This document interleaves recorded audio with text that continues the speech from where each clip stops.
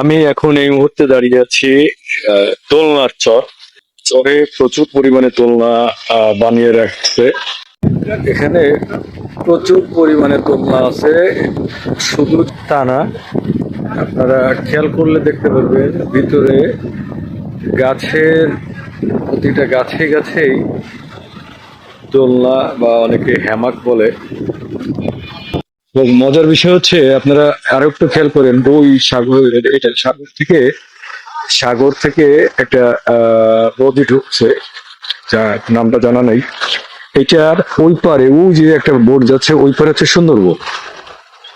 এটা খুব ভালো লাগলো, কারণ আমি এই সাইডটায় আগে কোনোদিন এসে এভাবে সুন্দরবন এত কাছাকাছি আসলে আমার জানা ছিল না, বা ইচ্ছা আছে দেখি। আমি সত্যি যে আরো অনেকটা ভিতরে যেতে হবে আমাদেরকে, ওখানে স্পিড বোর্ড আছে, ওরা স্পিড বোর্ডে করে নিয়ে ওই পারে সুন্দরবন থেকে ঘুরিয়ে নিয়ে আসে।